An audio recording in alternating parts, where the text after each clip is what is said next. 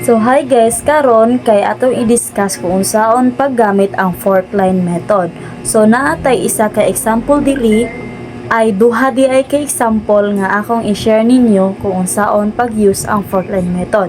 So ang first nga example kay kani. Ang example number 1 nato kay ang height ug ang skin color. So natay mga alleles diri. So ang atong first nga allele which is ang capital letter nga T kay mao na siya ang tall. Nya ang small letter T kay mo na siya ang short. Nya ang big nga letter nga B nga allele kay mo na siya nga atong color nga brown. Nya nga atong small nga allele nga letter B kay mo na siya ang atong color white or puti. So anadri sa atong example kay ato gibuwag una ay ato gi-cross ona ang kanang kuan ang tall ug ang short nya ato na sad gibuwag which is ato sad gi-cross ang isa which is ang mga colors.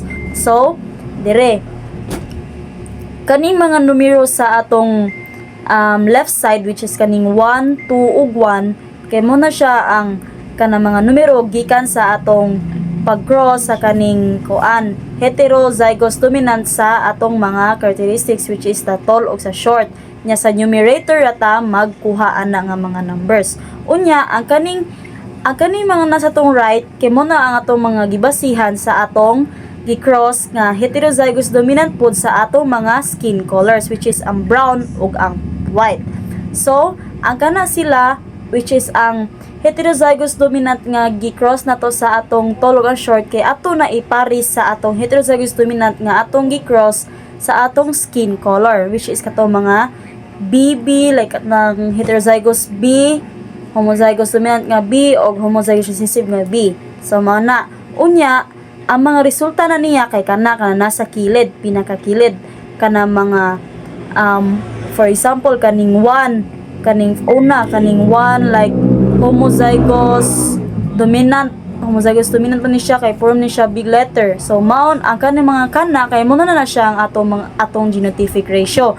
Yang atong phenotypic ratio kay kanang mga kaning resulta sa atong genotypic ratio which is kanang total number sa kung pila ang mga like pila ang tall brown, pila ang tall white, nya pila ang short brown, nya pila pa ang short white. So atong phenotypic ratio kay 9/16 atong tall brown, nya atong tall white kay 3/16, nya ang atong short brown kay mo na ang 3/16 gihapon, nya atong short white kay isa ra siya which is 1/16. So, mo proceed na ta sa atong example number 2. Ang atong example number 2 di ay kay ang flower color ug ang leaf nga shape niya. So, natay mga alleles diri no nga ang atong big letter R kay mo na siya ang color red niya, atong small letter R nga allele kay mo na ang white. Yang atong big letter nga L kay mo na siya ang long, nya short ang atong small letter L which is atong allele. So, gibuwag na sa nato same process sa example number 1. Gibuwag na to pag-cross ang heterozygous dominant. So, ang atong giunag cross kay ang kaning heterozygous dominant nga mga R nya ang atong ikaduhang gi-cross kay mga heterozygous nga mga allele nga letter L. So kaning mga nasa left na sad nga number kay sa numerator na sad nagikuha nya mo na siya ang kanang mga nga nang resulta sa atong gi-cross nga heterozygous dominant nga letter R nya kaning sa mga right nga numbers kay mo na ang atong resulta kay giparis man na nato ang atong heterozygous dominant nga letter R og heterozygous dominant nga mga allele nga L. So kana no.